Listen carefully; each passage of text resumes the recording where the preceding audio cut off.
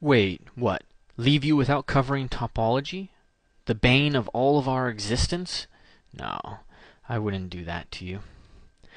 So let's take a look at how we can redo topology inside of ZBrush, and that should conclude all of our training here.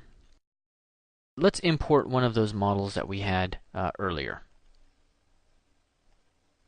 So fem, import our female, the smoothed out one. Press F to frame it. All her beautiful hair going off into the distance. And you can see on her face that it's all sculpting topology. At a low resolution, let's say of 152 polygons, contains none of the detail.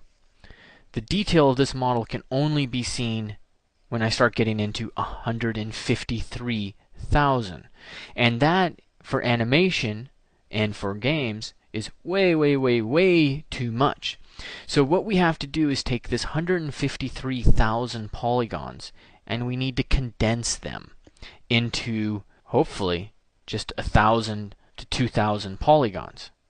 In order to do that, we have to take polygons from down in the chest area, the neck area, and we need to concentrate them in the eyes and the mouth area and the ear area.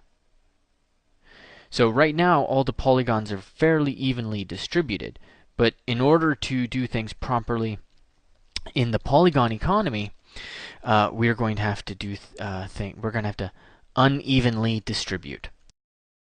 At this point, we're going to focus all the polygons in the eyes, nose, mouth areas where we need to capture detail that we just simply can't capture. That's when we comes into the point of retopologizing. So now, to do it, I'm going to actually increase this one to its highest subdivision level. I'm going to go into the tool palette, select a Z-sphere, and go all the way down to the bottom where the rigging tab is. Yes, the rigging tab. You're not rigging, you say? Don't bother with that. The rigging tab is what you need. Select the mesh, and we're on our way. Go to Topology, click Edit Topology.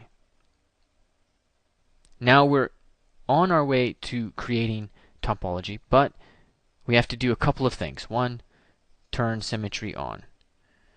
I turn it on from the transform palette so that I know it is active, because you will not get a visual feedback that you have symmetry on until you've clicked on the surface.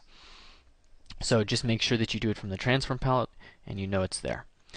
The next thing you do is you click outside the model and you deselect that little red circle that was selected there. I'm going to undo that. See how the red circle is selected? You don't want that selected.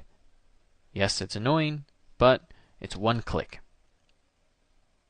Now, we go in and we start to create topology. So click, click.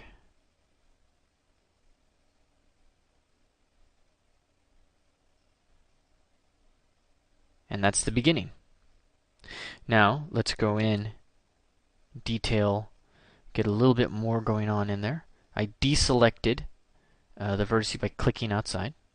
So I'm going to select it again, go in, click, and I'm just clicking around.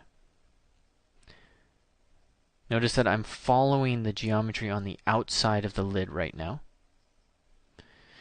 Now I'm going to also lower my draw size so I can see a little better. This one's currently selected, but let's say I want to select and start from this vertex over here. Just click outside.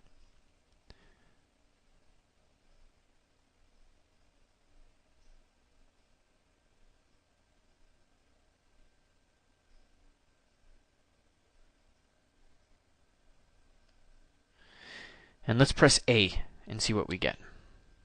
So now we're starting to get some geometry created. Just press A just like a Z-sphere. Now, just for the sake of argument, let me close this off. Okay, click outside to deselect. And I might like to put an extra row right